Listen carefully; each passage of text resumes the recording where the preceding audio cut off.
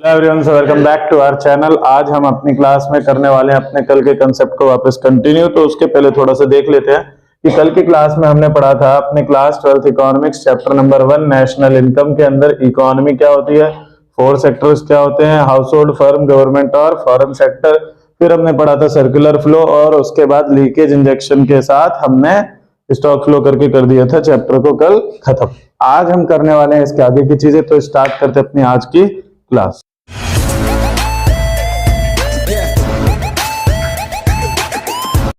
तो देखो, आज की क्लास में हम पढ़ने वाले हैं किन किन टॉपिक्स के बारे में। आज हम करेंगे अपने नेशनल इनकम यूनिट नंबर 1 के आगे के कुछ टॉपिक्स, जैसे नॉर्मल रेसिडेंट्स क्या होता है, डोमेस्टिक टेरिटरी क्या है, सिटीजनशिप, रेसिडेंशियलशिप क्या होता है, factor income, transfer income, type of goods और डेप्रिसिएशन, कैपिटल लॉस, और लास्ट में पढ़ेंगे रूल्स ऑफ कन्वर्जन अगर टाइम बचता है तो आज की स्टार्ट हम करते हैं अपनी क्लास। तो देखो भाई, सबसे पहले चीज जो हमें पढ़नी है वो क्या है। सबसे पहला पॉइंट है नॉर्मल रेसिडेंट्स और डोमेस्टिक टेरिटरी दोनों ही क्या होते हैं।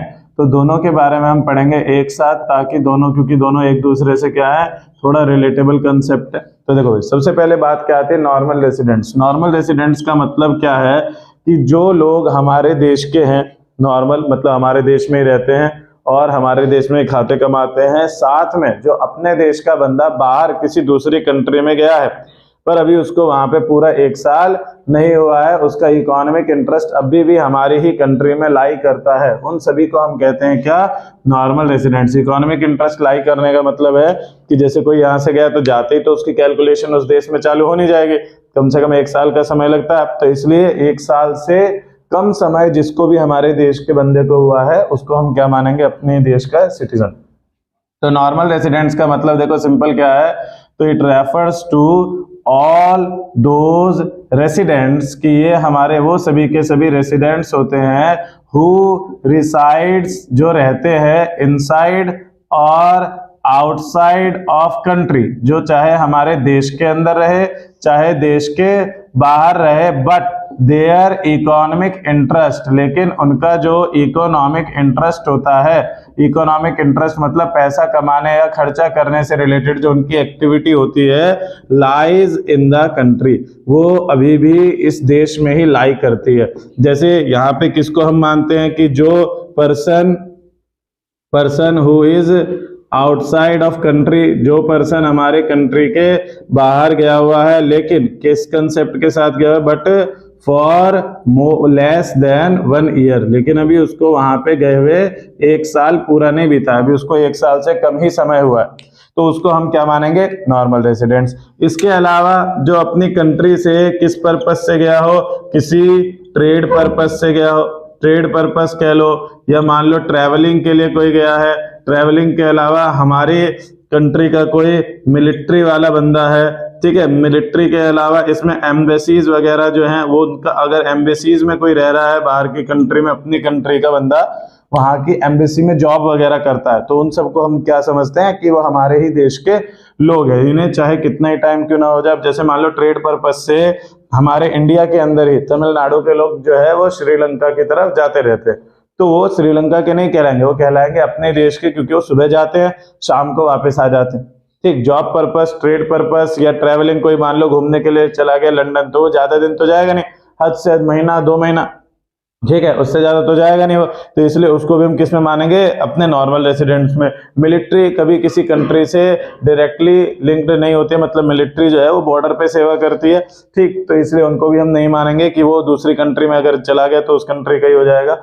चौथा है हमारा लास्ट, एम्बेसीज। जो एम्बेसी में लोग होते हैं, जैसे तुम्हें पता होगा हर कंट्री में, हर एक कंट्री के नाम की एम्बेसीज होती है, जैसे इस पूरे वर्ल्ड में 195 कंट्रीज है, तो हर कंट्री में लगभग उस कंट्री को छोड़ करके जितने भी कंट्री है सबकी एक एम्बेसी जरूर होगी, और वो एम्बेसी इसलिए होती है ताकि वो अलग अलग कंट्री के द्वारा जाने वाले लोगों की वहां पे हेल्प कर सके, अगर किसी प्रकार की प्रॉब्लम होती है तो उसमें जॉब करने वाले जितने भी हैं, जैसे मान लो इंडिया की एम्बेसी है चाइना में और उस एम्बेसी में इंडियंस काम कर रहे हैं, तो वो इंडियंस चाइना के नहीं, कहाँ के कहलाएंगे, इंडिया के ही कहलाएंगे।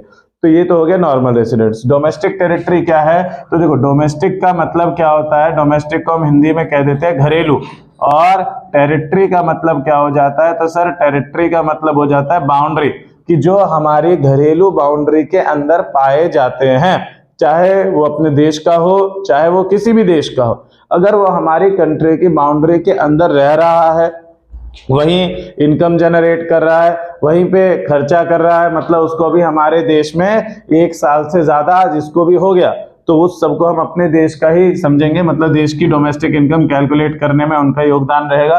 तो सिंपल क्या है कि देखो इसका मतलब हो गया it refers to all those who resides inside the country, कि जो हमारी कंट्री के अंदर ही रहते हैं, फॉर मोर देन 1 ईयर, 1 साल से ज्यादा जिनको यहाँ पे टाइम हो गया रहते हुए, वो सब किस में आएगा, डोमेस्टिक टेरिटरी में। इसके अलावा जैसे कि मैंने आपको यहाँ पे बताया ट्रेड पर्पज से कोई गया है ना, तो जो हमारी कंट्री का ट्रेड पर्पज से गया वो नॉर्मल रेसिडेंट्स है। ऐसे ही दूसरी कंट्री के भी कुछ लोग हमारे देश में आएंगे, है ना, तो इसमें जो कुछ लोग हमारे देश में आ रहे हैं ट्रेड पर्पज से, घूमने के पर्पज से, एम्बेसी का, मिलिट्री का, आर्मी का कोई है, आर्म फोर्स का कोई है, तो उसको हम अपनी डोमेस्टिक कंट्री की टेरिटरी में नहीं मानते। ठीक है, तो नॉर्मल रेसिडेंट्स और डोमेस्टिक टेरिटरी बड़ा ही सिंपल टॉपिक है। पहला, नॉर्मल रेसिडेंट्स मतलब ऑल दोज पर्सन जो देश के अंदर हो चाहे देश के बाहर हो, पर उनका कमाना खाने का सारा प्रोसेस जो है वो कंट्री के अंदर अंदर चलता है। दूसरी चीज डोमेस्टिक टेरिटरी क्या है, तो डोमेस्टिक टेरिटरी का मतलब कि जितने भी लोग हमारे देश में रहते हैं जिन्हें 1 साल से ज्यादा हो चुका है, बाहर की कंट्री का ही बेशक कोई क्यों ना हो, वो भी हमारी डोमेस्टिक टेरिटरी के अंदर का ही सदस्य माना जाएगा। सिर्फ किन लोगों को छोड़ के, तो except trade purpose, travelling, military और एम्बेसीज, आर्म फोर्स। तो ये हमारा टॉपिक होता है क्लियर। बाकी इसमें अगर आपको कोई डाउट वगैरह, कंफ्यूजन वगैरह, दिक्कत वगैरह हो तो आप कमेंट करके पूछ सकते हैं। बाकी बढ़ते हम अपने अगले टॉपिक। हमारा जो अगला टॉपिक है वो क्या है, सिटीजनशिप और रेसिडेंशियलशिप। सिटीजनशिप और रेसिडेंशियलशिप का मतलब क्या होता है, तो देखो सबसे पहले बात आती है, सिटीजनशिप हो चाहे रेसिडेंशियलशिप हो, दोनों ही एक प्रकार के अधिकार हैं, एक राइट है, जिस राइट के द्वारा आप जस्टिफाई कर सकते हो अपने किस चीज को, कि आप किधर रहते हैं या आप कहां से बिलोंग करते हैं, आप कहां से हो। तो देखो सिटीजनशिप का मतलब हो गया कि ये वो राइट होता है, it refers to that right of citizen, जिसके द्वारा ये सिटीजन की वो राइट होती है विच जस्टिफाई दैट, जो जस्टिफाई करता है किस चीज को, that particular person is the, कि वो पर्टिकुलर पर्सन जो है वो क्या है, person is the citizen of country, कि ये वो राइट है जिस कंट्री के द्वारा आपके बारे में बताया जाएगा कि आप उस कंट्री के व्यक्ति हो कि नहीं हो। ठीक, तो इसके लिए क्या होता है कि आप जिधर से भी बिलोंग करते हो, आप जहां के भी रहने वाले हो, ठीक, वहां की बेसिकली आपको सिटीजन मिलती है। और सिटीजन ये एरिया स्टेट वाइज नहीं, ये कंट्री वाइज होती है। अब जैसे मान लो कोई इंडिया का बंदा है, इंडिया में ही रहता है, उसके पूरे क्या कहते हैं पूर्वज वगैरह सब इंडिया में ही रह रहे हैं, तो वो इंडिया का सिटीजन कहलाएगा। लेकिन इंडिया का सिटीजन कहलाने के लिए उसको 3 चीजों की और जरूरत पड़ेगी। इंडिया ही नहीं, किसी भी कंट्री का अगर आपको सिटीजन बनना है तो you must have to fulfil these 3 conditions, then you can only apply for the citizenship, और after that you will get it that right. ठीक, तो देखो ये सिटीजनशिप कैसे कैसे मिलती है। तो पहला, बर्थ राइट, कि अगर आपका कहीं पे जन्म हुआ है तो आप वहां के सिटीजनशिप के लिए अप्लाई कर सकते हैं।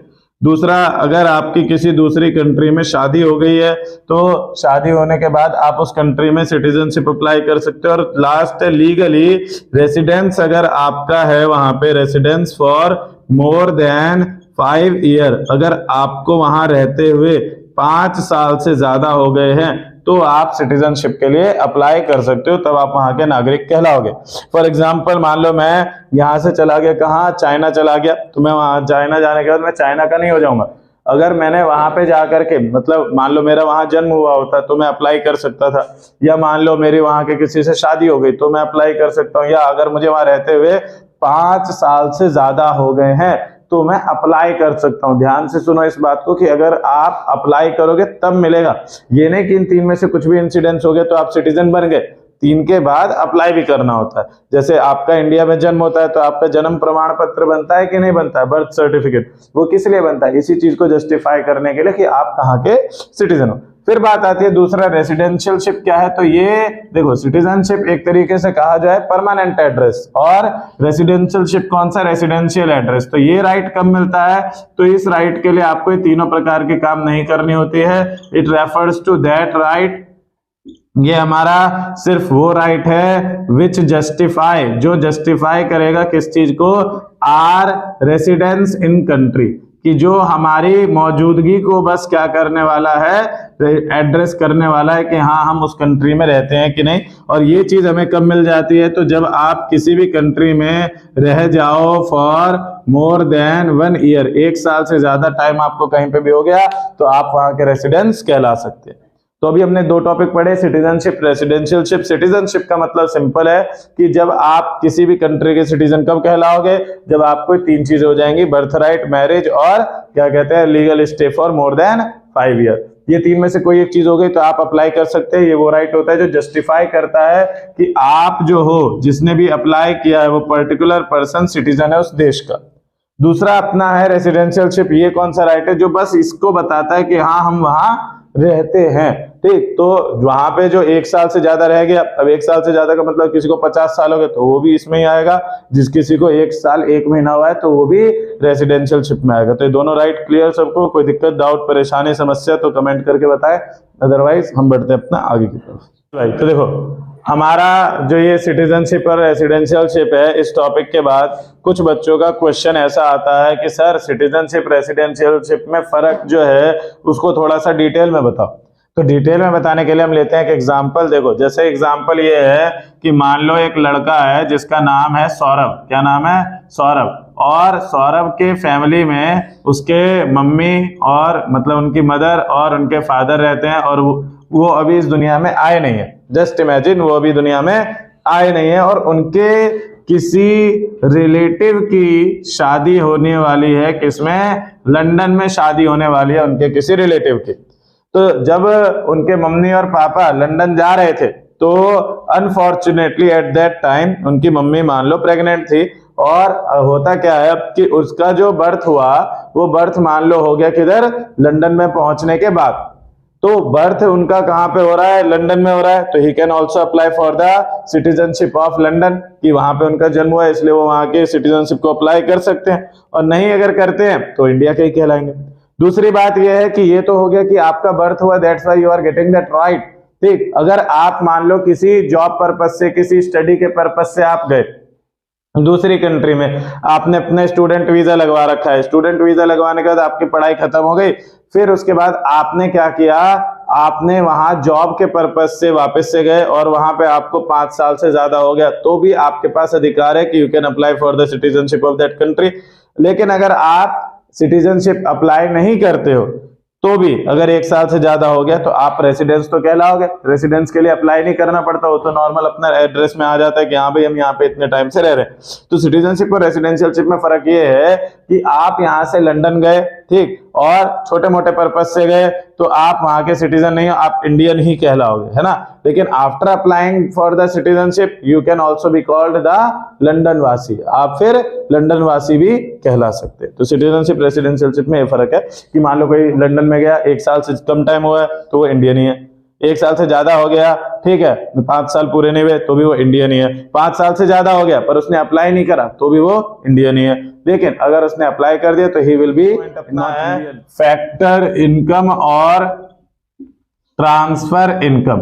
देखो factor income and transfer income में हमारा क्या है कि सबसे पहले तो जो ये वर्ड है वो वर्ड क्या है, इनकम। इनकम का मतलब मैंने आपको कल की क्लास में बताया था कि whatever we have earn, कि जो भी कुछ भी हमने अर्न किया है बाय रेंडरिंग आवर सर्विस, अपनी सर्विस देने के बाद, चाहे वो हमने पैसा कमाया हो, चाहे वो हमने रेस्पेक्ट कमाई हो, चाहे वो हमने कुछ भी कमाया हो, वो सब हमारा क्या है, इनकम कहलाता है। तो इनकम जो होता है वो बेसिकली 2 तरीके का होता है, एक को हम कहते हैं फैक्टर इनकम, एक को हम कहते हैं ट्रांसफर इनकम। फैक्टर इनकम का मतलब है कि जब आपने किसी फैक्टर सर्विस को प्रोवाइड किया, जस्ट सपोज दैट आप यहां से कहीं पे गए और आपने वहां पे क्या किया, किसी प्रकार की प्रोडक्टिव एक्टिविटी करी जिसके द्वारा प्रोडक्शन करके कुछ गुड्स एंड सर्विस प्रोड्यूस किए जा रहे हैं या क्या नाम है उनको फिर मार्केट में सोल्ड आउट किया जा रहा है, तो उस पॉइंट ऑफ टाइम पे जो आपकी इनकम वहां से जनरेट होगी उसको हम कहेंगे फैक्टर इनकम। फैक्टर इनकम देखो आसान भाषा में कहा जाए ना तो फैक्टर इनकम का मतलब होता है 2 साइडेड पेमेंट। क्या होता है, 2 साइडेड। ये 2 साइडेड होता है, 2 साइडेड मतलब एक हाथ से काम करो दूसरे हाथ से पैसा लो।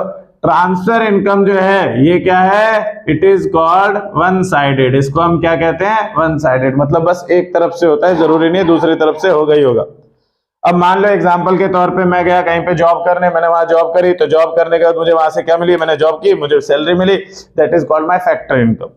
लेकिन उसी जगह मान लो मैं अपने किसी रिश्तेदारी में गया, वहां से वापस आते टाइम पे वो कुछ ना कुछ गिफ्ट्स वगैरह दे देते हैं, या मान लो भेंट वेट दे देते हैं कुछ, तो वो पैसा जो है वो क्या है, उसको हम कहेंगे transfer income. Gift comes under the transfer income. The factor income मतलब सिंपल कि it refers to that income, कि ये हमारी वो वाली इनकम होती है विच इज जनरेटेड, जो कि जनरेट होती है, कैसे, generated by rendering factor services, कि हम जब अपनी किसी भी प्रकार की कोई फैक्टर सर्विस प्रोवाइड करते हैं तो जो इनकम मिलेगी वो फैक्टर इनकम है। और इस वाली इनकम को हम क्या कहेंगे, तो it refers to that income, transfer income हमारी वो इनकम होती है विच, इन विच, जिसके अंदर, in which it is not compulsory, ये कंपल्सरी नहीं है, क्या कंपल्सरी नहीं है, टू प्रोवाइड एनी सर्विस, कि इसमें आप किसी प्रकार की सर्विस प्रोवाइड करो, ये कंपल्सरी नहीं है, मतलब इंटेंशनली आप खुद का काम करते रहोगे, आपको बदले में मिल जाएगा। जैसे एग्जांपल के तौर पे स्टूडेंट्स होते हैं, स्टूडेंट्स ने क्या किया, अपनी पढ़ाई बहुत अच्छी करी और उन्होंने अपना क्या नाम है, टॉप रैंक उन्होंने प्राप्त करी। टॉप रैंक प्राप्त करने के बाद उनको मिलता है बदले में स्कॉलरशिप। तो स्कॉलरशिप जो है उसके लिए बेसिकली थोड़ी उन्होंने अच्छी पढ़ाई करी, उन्होंने तो अपने लिए काम किया, पर उनको बदले में मतलब खुश होकर के उनके टीचर्स या फिर मेंटर्स जो भी है, कॉलेज वगैरह स्कूल वगैरह वाले, वो कुछ पैसे दे देते हैं, कुछ गिफ्ट दे देते हैं, तो that gift comes under the transfer income. तो फैक्टर इनकम का मतलब सिंपल सैलरी, प्रॉफिट, ये सब हमारा किस में आएगा, फैक्टर इनकम में। ट्रांसफर इनकम में क्या आता है, गिफ्ट, ग्रांट, डोनेशन, ये सब चीजें क्या है कि एक तरफ से क्या, जरूरी नहीं कि दूसरी तरफ से आपको मिले ही मिले। जैसे मान लो आपने रोड पे किसी को डोनेट किया, तो ये थोड़ी ना जरूरी है कि आपने उसको 10 रुपए दिए तो आपको 10 रुपए की कोई चीज देगा, वो कुछ भी नहीं देता। कई बार ऐसा भी होता है, कई बार ऐसा भी होता है, कुछ होते हैं जो बदले में कुछ ना कुछ रिटर्न गिफ्ट वाली पॉलिसी रखते हैं। जैसे आप किसी दोस्त के बर्थडे में गए, वहां आपने उसको गिफ्ट दिया, उसने बदले में आपको गिफ्ट दिया, पर फिर भी उसको हम क्या कहेंगे, ट्रांसफर इनकम। क्यों? क्योंकि इसमें फैक्टर सर्विस का इन्वॉल्वमेंट है, उसमें हम फैक्टर सर्विस नहीं प्रोवाइड करते। तो factor income simple refers to that income generated by factor services, उसमें सर्विस प्रोवाइड कराना जरूरी नहीं है। ये टू साइडेड है, ये वन साइडेड है। क्लियर? कोई दिक्कत, कंफ्यूजन, डाउट? अगला टॉपिक क्या है, अगला टॉपिक हमारा है types of goods. Types of goods का मतलब है कि कितने प्रकार के गुड्स हमारी इकोनॉमी के अंदर पाए जाते हैं। तो देखो, सबसे पहले हमने गुड्स को क्लासिफाई किया, दो कैटेगरी कौन कौन सी, एक अपनी फाइनल गुड्स और एक अपनी इंटरमीडिएट गुड्स। अब देखो, फाइनल गुड्स का मतलब क्या है, तो नाम से ही समझ में आ रहा है कि जो गुड्स फाइनल हो गया, फाइनल मतलब पूरा का पूरा तैयार हो गया, जो प्रोडक्शन वाली मशीन थी उस मशीन से वो चीज बाहर आ गई, है ना। मतलब जैसे मान लो ये हमने प्रोडक्शन की मशीन लगाई, अब इस मशीन में से जो गुड्स बाहर आ रहे हैं उनको हम क्या कहते हैं, फाइनल गुड्स। तो फाइनल गुड्स को हम इजीली डिफाइन कैसे कर सकते हैं कि it refers to those goods, कि ये हमारे वो वाले गुड्स होते हैं which has crossed the production boundary line, कि जिसने क्रॉस कर दिया, किसको क्रॉस कर दिया, तो द प्रोडक्शन बाउंड्री लाइन को जिन्होंने क्रॉस कर दिया, उन गुड्स को हम क्या कह देते हैं, फाइनल गुड्स। क्या कह देते हैं, फाइनल गुड्स। अब बात आती है कि सर फाइनल गुड्स का फिर हम आगे क्या करेंगे, तो देखो उसका हम दो ही काम करते हैं, या तो सामान जब बन गया या तो उसको खुद यूज कर लो या मार्केट में उसको बेच दो।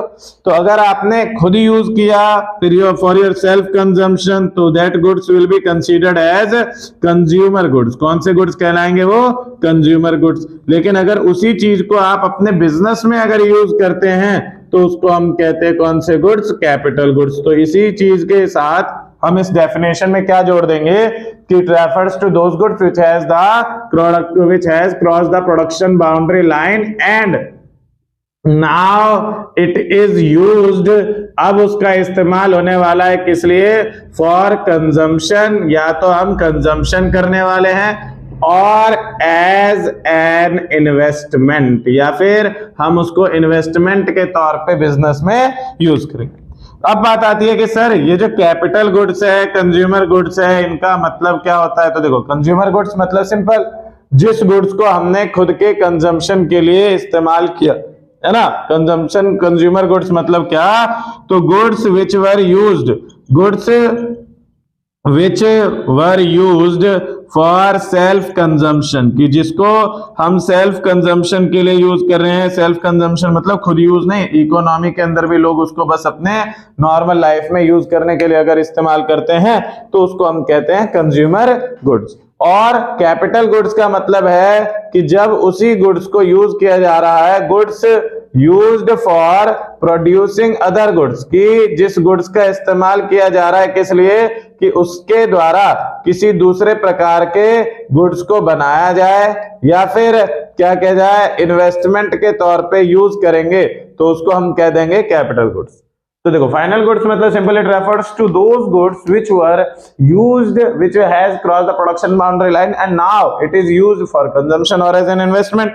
कंज्यूमर गुड्स मतलब it refers to those goods which were used for consumption, और कैपिटल गुड्स मतलब it refers to those goods which were used for producing another goods और अदर गुड्स या फिर as an investment is called capital goods. अब बात आती है sir ये इंटरमीडिएट क्या होता है, तो देखो इंटरमीडिएट मतलब जो होता है सामान बीच का, जैसे जो मशीन है इसके अंदर यहां जो चीज रखी है इसको हम कहेंगे इंटरमीडिएट, मतलब ये अभी फुल्ली प्रोड्यूस नहीं हुए, इस सामान को भी पूरी तरीके से पूर्ण रूप से तैयार नहीं किया गया है, इसमें भी और आगे कुछ फंक्शन होना बाकी है, मतलब it has not cross the production boundary line. तो हम इसको देखो सिंपल कहते हैं क्या, कि it refers to those goods, कि इसका मतलब होता है वो goods which has not crossed the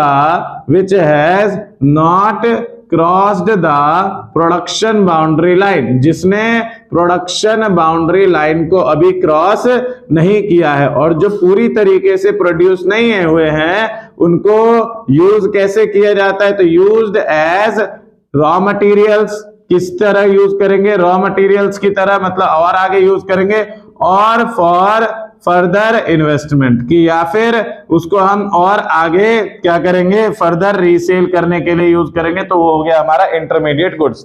अब देखो तीनों के आधार पे मैं एक बात बताता हूं, जैसे मान लो मैंने लिया एक चने का पैकेट, चना जो छोले बना, छोले वाला चना नहीं, जो दूसरे होते हैं काले चने, मैंने काले चने का पैकेट लिया। अब अगर उस काले चने की सब्जी बना के मैं अपने घर में खाऊंगा या घर वालों को खिलाऊंगा तो उसको हम कहेंगे कंज्यूमर गुड्स। पर अगर उसी काले चने को मैंने क्या किया, उसको मैंने होटल में इस्तेमाल किया, तो अभी वो पूरा प्रोडक्शन हुआ नहीं है उसका, अभी वो बाकी है, तो क्या कहलाएगा इंटरमीडिएट गुड्स। और तीसरा, अगर मैं उसी काले चने का बिजनेस करता हूं तो वो काले चने मेरे लिए क्या कहलाएंगे, कैपिटल गुड्स। तो इज इट क्लियर कि एक गुड्स को हम एक टाइप पे तीनों में कंसीडर कर सकते हैं। दूसरा एग्जांपल, मान लो मैंने एक गाड़ी खरीदी, अब जो मैंने गाड़ी खरीदी वो मैंने खुद के लिए खरीदी, खुद यूज करने के लिए खरीदी, तो कंज्यूमर गुड्स। उस गाड़ी को मैंने टैक्सी में लगवा दिया तो क्या कहलाएगा, वो कैपिटल गुड्स, क्योंकि इनकम जनरेट करने में हेल्प कर रहा है वो। और तीसरा हमारा, अगर उसी गाड़ी को मैं क्या करता हूं और मॉडिफाई करवाना है, उसमें और एक्स्ट्रा चीजें लगवानी है, तो that will be comes under the intermediate goods, क्योंकि अभी वो गाड़ी पूरी तरीके से तैयार ही नहीं हुई। अब बात क्या आती है कि सर ये जो कंज्यूमर गुड्स होते हैं ये कितने टाइप के होते हैं, तो देखो भैया कंज्यूमर गुड्स होते हैं 4 टाइप के। पहला ड्यूरेबल, दूसरा सेमी ड्यूरेबल, तीसरा नॉन ड्यूरेबल, चौथा सर्विस। पहला कौन सा, durable, semi durable, non durable, और लास्ट अपनी आ जाती है सर्विसेज। ये 4 प्रकार के गुड्स एंड सर्विस होते हैं, जिसमें सबसे पहले कह रहा है ड्यूरेबल क्या है, तो देखो ड्यूरेबल का मतलब है जिसकी लाइफ जो है, क्या है, लाइफ मोर देन 1 ईयर, 1 साल से ज्यादा टाइम जो सामान चल जाता है। जैसे हमारे घर के अंदर रखा हुआ फ्रिज, हमारी मोटरसाइकिल, स्कूटी, गाड़ी, बाइक, टेलीविजन, ये सब क्या है, ड्यूरेबल गुड्स। क्या है, ड्यूरेबल गुड्स, क्योंकि ये गुड्स 1 साल से ज्यादा चलते हैं, इनकी लाइफ स्पैन जो है वो ज्यादा है। सेमी ड्यूरेबल का मतलब कौन से गुड्स होते हैं, तो सेमी ड्यूरेबल का मतलब लेस देन 1 ईयर, 1 साल से कम समय अगर सामान चलता है, जैसे हमारे कपड़े, हमारे जूते, हमारे चप्पल, ये सब किस में आ जाती हैं, ये सब आ जाती है सेमी ड्यूरेबल गुड्स में। फिर अपना आता है non durable goods. Non durable नाम से पता लग रहा है जो टिकाऊ है ही नहीं, मतलब इसकी लाइफ जो है वो लेस देन 1 वीक होती है। क्या होती है? एक हफ्ते से कम जो चलता है वो क्या कहलाएगा? अपना नॉन ड्यूरेबल गुड्स। मतलब कि जैसे दूध, दही, साग, सब्जी, फल, फ्रूट, ये सब क्या है, इनकी लाइफ 1 साल से ज्यादा नहीं चलती, तो 1 वीक से ज्यादा नहीं चलती, तो क्या है कि उसको हम मानेंगे नॉन ड्यूरेबल गुड्स। और लास्ट अपना आता है सर्विस। सर्विस जो है इसकी कोई लाइफ ही नहीं होती। क्यों? क्योंकि ये जैसे जनरेट तभी खत्म। जैसे मान लो अभी मैंने तुम्हें पूरा चैप्टर समझाया, तो I am giving you the service, खत्म। मतलब अब मैंने तुम्हें समझा दिया, खत्म सर्विस। उसके बाद क्या तुम उसको दोबारा देख सकते हो? अगर तुमने रिकॉर्ड नहीं करा या उसकी वीडियो नहीं बनी, नहीं देख सकते। मान लो तुम किसी नाई की दुकान पे गए, उसने तुम्हारे मसाज किया, बॉडी मसाज उसने किया, तो बॉडी मसाज के टाइम वो जिस जिस अंग को दबाएगा तब मजा आएगा। मसाज खत्म, मजा खत्म, है कि नहीं? तो क्या है, कुल मिलाकर के सर्विस ऐसी चीज होती है जो जिस टाइम जनरेट होती है तभी टाइम फिश। तो इसको उतार लो, फिर हम करते हैं अपना आगे का टॉपिक। तो ये जो durable, semi durable, non durable और सर्विस है, इसकी डेफिनेशन क्या है? तो ड्यूरेबल मतलब it refers to those consumption goods which were used for more than 1 year. इसमें used for less than 1 year, इसमें used for less than 1 week, और इसमें नो लाइफ। बाकी कोई डाउट हो तो कमेंट। देखो हमारा अगला टॉपिक क्या है? डेप्रिसिएशन। क्या है? डेप्रिसिएशन एंड कैपिटल लॉस, जिसमें हम मेजरली कवर करेंगे अपने डेप्रिसिएशन को, फिर हम देखेंगे कैपिटल लॉस। तो देखो भाई, सबसे पहले कहा जाता है, पहले आवाज कर लो तुम, स्टूल पे स्टूल खिसका लो पहले, यहाँ ध्यान दो। हाँ भाई, तो आज का हमारा टॉपिक क्या है? अब आज का नहीं, अगला टॉपिक है ना, आज तो पढ़ाई होगी।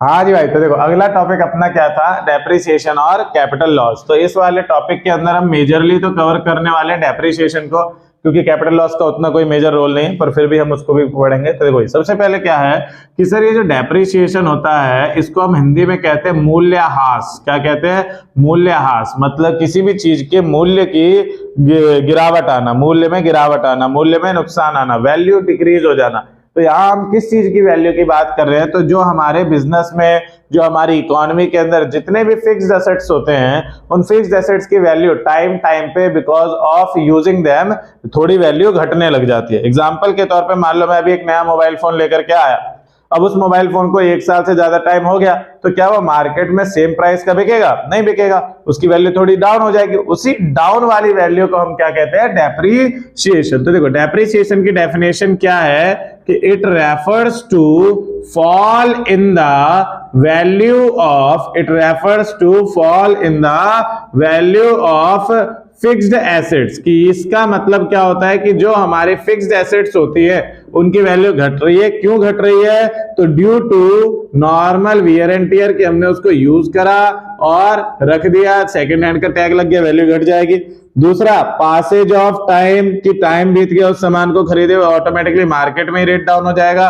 और तीसरा, ऑब्सोलेंस। ऑब्सोलेंस मतलब आपके द्वारा हो गई कोई किसी प्रकार की लापरवाही, कोई घटना। आप सामान लेकर के जा रहे थे, मान लो मैं मोबाइल फोन ही लेकर के आया, मैंने यूज करा, normal wear and tier, tag लग गया सेकंड हैंड का, उतने में नहीं जाएगा।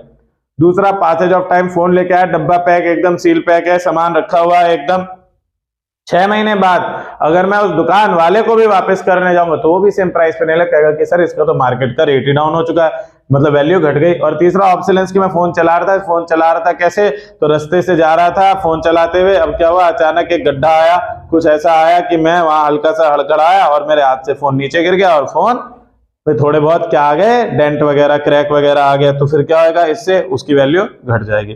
तो आपके फोन की वैल्यू क्यों घट गई? क्योंकि आपने उसको 1 साल से ज्यादा यूज किया, यूज करने के दौरान कई प्रकार की चीज आपके साथ हुई जिस वजह से उसकी वैल्यू घट गई। तो फिक्स्ड एसेट्स की वैल्यू घट जाती है जब हमारे normal wear and tear, passage of time की वजह से और ऑब्सोलेंस की वजह से, तो उसी को हम क्या कह देते हैं? डेप्रिसिएशन। अब एग्जाम में क्वेश्चन क्या आता है कि sir what do you mean by depreciation? तो we can easily define it as it refers to fall in the value of fixed assets due to normal wear and tear. ठीक, दूसरा आ जाता है कि what are the factors of depreciation. देखो depreciation के factors क्या है? Factors of depreciation. तो डेप्रिसिएशन के होने के 2 कारण हैं, एक जिसको हम कहते हैं एक्सपेक्टेड फैक्टर्स और एक अनएक्सपेक्टेड फैक्टर्स। एक्सपेक्टेड का मतलब क्या है कि जिनके बारे में आप सोच के चलते हो, जैसे ये तीन चीजें कि आपको पता है आपने कोई सामान लिया, उसको आप यूज कर रहे हो, रख रहे हो, वैल्यू उसकी घटेगी। दूसरा, आपने कोई सामान लिया, आपको पता है अगर उसको खरीदे हुए 1-2 साल बीत चुका है तो अब वो उतने रेट में नहीं जाएगा, उसका डाउन हो जाएगा रेट। और तीसरा, आपको पता है अगर आपने उसको संभाल के नहीं रखा, आपके द्वारा किसी भी प्रकार की ऑब्सोलेंस हो गई तो क्या हो जाएगा, आपके फोन की वैल्यू, आपके सामान की वैल्यू, आपके फिक्स्ड एसेट्स की वैल्यू विल गेटिंग डाउन। तो ये तीन है एक्सपेक्टेड, जिनके बारे में हमें पता रहता है। फिर इसके बाद आते हैं अनएक्सपेक्टेड। अनएक्सपेक्टेड में दो चीजें आती हैं, एक नेचुरल कॉज जिसके बारे में कोई नहीं सोचता, और एक ह्यूमन कॉज कि उसको कोई सोचता तो है पर उतना नहीं सोचता। जैसे नेचुरल कॉज में क्या आ गया कि मैं कोई सामान लेकर के आ रहा था, अब एक कोई नेचुरल आपदा आ गई, जैसे मान लो भूकंप आ गया, सामान गिर गया, या आंधी आ गई, सामान हाथ से थोड़ा वो हो गया डिसबैलेंस, या क्या कहते हैं आंधी की जगह बाढ़ आ गई, आंधी तूफान बाढ़ साइक्लोन, इन सब चीजों की वजह से अगर आपका सामान आपके पास से चला जाता है तो इधर हम क्या कहेंगे, इसको अनएक्सपेक्टेड फैक्टर। दूसरा ह्यूमन कॉज। ह्यूमन कॉज में क्या आ जाता है, चोरी, किसी ने चोरी कर लिया सामान, इंसान ने, या लूटपाट डकैती, तो आपके पास से आपका सामान चला गया, उसकी वैल्यू डाउन हो जाएगी। तो डेप्रिसिएशन में ध्यान दो एक बात को, डेप्रिसिएशन में फिक्स्ड एसेट्स की जो वैल्यू है वो सिर्फ गिरती है। सामान आपके पास है, 100 रुपए का सामान है, 90 का हो जाएगा। लेकिन कैपिटल लॉस में क्या होता है, तो इसमें value of assets will be zero, कि आपके एसेट्स की वैल्यू जीरो हो गई। मतलब ये आ गया डेप्रिसिएशन एक्सपेक्टेड कारणों की वजह से, और कैपिटल लॉस जो है वो अनएक्सपेक्टेड वाले का हिसाब है कि जिसमें सामान ही नहीं बचता। डेप्रिसिएशन में क्या है, हमारे पास सामान है, उसकी बस वैल्यू डाउन हो गई है, और कैपिटल लॉस में क्या है, सामान ही गायब हो गया, सामान कोई लेके चला गया। You don't have any kind of that product for which you are applying the capital loss, कि आपके पास वो सामान बचा ही नहीं जिसके ऊपर आप कैपिटल लॉस कहेंगे। ठीक है, तो कैपिटल लॉस मतलब सिंपल, इट रेफर्स टू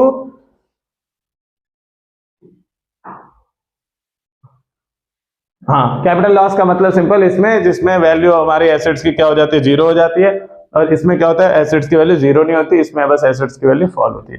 अब इसके बाद आता है जो हमारे आगे के कुछ प्रैक्टिकल प्रॉब्लम्स आने वाले हैं डेप्रिसिएशन के रिलेटेड, उसमें हमें डेप्रिसिएशन के अदर नेम्स के साथ भी क्वेश्चन आ जाता है। जैसे नेशनल इनकम का जब हम कैलकुलेशन करते हैं तो इसके अदर नेम क्या क्या है, तो देखो पहला नाम जो इसका है दूसरा वाला, वो क्या है, करंट रिप्लेसमेंट कॉस्ट। क्या है, करंट रिप्लेसमेंट कॉस्ट अगर आया तो समझ जाओ क्या है, डेप्रिसिएशन।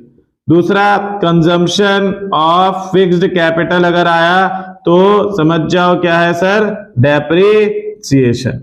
तीसरा, अगर आपके सामने आता है कैपिटल कंजम्पशन अलाउंसेस, तो भी आप समझ जाओ कि वो हमें क्या दे रखा है, कैपिटल कंजम्पशन अलाउंसेस में डेप्रिसिएशन। और उसके बाद हमारे अगर आता है रिप्लेसमेंट ऑफ फिक्स कैपिटल, मतलब इनमें से कोई और सा भी वर्ड यूज करके अगर भेज रहे हैं तो वो समझ जाओ क्या है, डेप्रिसिएशन। पर बेसिकली ये तीन ही अदर नाम्स है जो एग्जाम वगैरह में क्वेश्चन के दौरान आता है। तो हमारा इसी के साथ आज की क्लास में हमने अपने टॉपिक जो खत्म करे वो क्या है कि सबसे पहले हमने पढ़ा नॉर्मल रेसिडेंट्स क्या होता है, जो देश के अंदर हो चाहे बाहर हो, लेकिन उसकी जो इकोनॉमिक इंटरेस्ट है कंट्री में लाई करती है। डोमेस्टिक कौन, जो हमारे देश के अंदर के लोग हैं। सिटीजनशिप वो राइट है जो हमें बर्थ राइट, शादी या फिर लीगल स्टे से मिलता है, जब चाहे 5 साल से ज्यादा रह जाए। रेसिडेंशियलशिप 1 साल रहने पे मिल जाता है। फैक्टर इनकम 2 साइडेड होता है, मतलब क्या कि जैसे एक हाथ से काम करो दूसरे हाथ से पैसा लो। और ट्रांसफर इनकम क्या होता है, 1 साइडेड होता है। फिर हमारा टाइप ऑफ गुड्स हमने उसमें क्या क्या पढ़ा, fix, final goods, intermediate goods, consumer goods, capital goods, durable goods, non durable, semi durable, services. फिर हमने पढ़ा डेप्रिसिएशन और कैपिटल लॉस, जिसमें हमने डेप्रिसिएशन का मतलब पढ़ा कि वैल्यू फॉल होती है, कैपिटल लॉस में वैल्यू जीरो हो जाती है, खत्म ही हो जाती है। और फिर इसके बाद हमने इसमें पढ़ा कि भाई हमारा जो डेप्रिसिएशन है इसके अकॉर्डिंग देखा जाए तो कुछ एक्सपेक्टेड फैक्टर होते हैं, कुछ अनएक्सपेक्टेड होते हैं। फिर हमने पढ़ा इसके अदर नेम्स क्या है, तो अदर नेम्स में current replacement cost, consumption of fix capital और कैपिटल कंजम्पशन अलाउंसेस। तो इसी के साथ हम करते हैं अपनी आज की क्लास यहीं पे खत्म। बाकी आपको कोई डाउट वगैरह, परेशानी, दिक्कत, समस्या कुछ भी हो तो आप अपना कमेंट करके बता सकते हैं। अब इसमें यह है कि यहाँ पे मैंने एक और टॉपिक लिखा हुआ था रूल्स ऑफ कन्वर्जन, पर टाइम कुछ ज्यादा हो रहा है तो वो करेंगे नेक्स्ट क्लास में।